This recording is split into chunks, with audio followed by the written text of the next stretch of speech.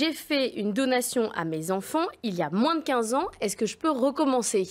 Alors, en fait, oui, Jean-Paul, il va pouvoir recommencer. Et cette question, elle vient d'une confusion assez récurrente qui fait qu'il y a un principe fiscal qui dit que tous les 15 ans, on peut faire une donation à ses enfants, franc de droit de donation à hauteur de 100 000 euros. Et donc, cette exonération, elle est reconstituée tous les 15 ans. Et donc, il y a une espèce d'amalgame qui fait qu'il y a beaucoup de personnes qui pensent Qui attendent. Ouais. Voilà, qui attendent, qui se disent « ça y est, j'ai fait ma donation, je ne peux pas recommencer ». Si, vous allez pouvoir recommencer, mais pas aux mêmes conditions fiscales, puisque votre abattement aura déjà été utilisé.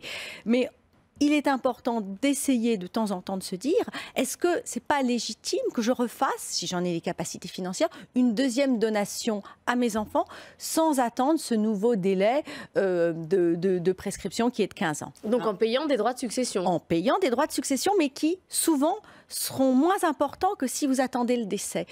Très très souvent, si financièrement vous en avez les capacités, il est plus intéressant fiscalement de donner, autrement dit vos enfants vont faire une économie par rapport au recueil de la succession, si vous voulez, au moment du décès. Est-ce que c'est le même cas, par exemple, que pour les personnes qui ont plus de 85 ans, où on dit finalement ça ne sert plus à rien parce qu'il n'y a plus d'abattement fiscal de faire de donation? Est-ce qu'on peut le faire aussi? Bien sûr, parce qu'à 85 ans, je vous rappelle que votre usufruit vaut encore 20% et que vous allez pouvoir faire une donation avec réserve d'usufruit, donc ne payez que sur 80% de la valeur des biens.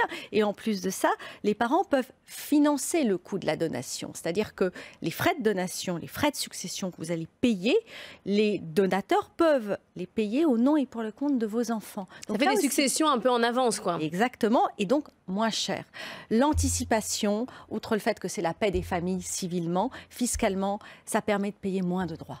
Mais il y a quand même cette croyance que tant qu'il n'y a pas d'avantage fiscal, en fait, il ne faut pas le faire. Vous savez, ça me fait penser à l'assurance vie sur ces 8 ans. On dit, ah ben non, je ne peux pas toucher à mon argent car il est coincé puisque je n'ai pas d'avantage fiscal avant 8 ans, alors qu'en fait, l'argent est disponible. Là, c'est un peu pareil. On s'empêche de faire des choses parce qu'on n'a pas d'avantage fiscal, alors que parfois, c'est plus intéressant. Exactement, parce qu'on n'a pas tel avantage fiscal. Mais il y en a d'autres, des avantages fiscaux, si vous voulez, qui sont peut-être moins connus, mais qui sont néanmoins là. Et nous, on est là pour faire des simulations avec nos clients. Ne vous réfrénez pas dans les donations.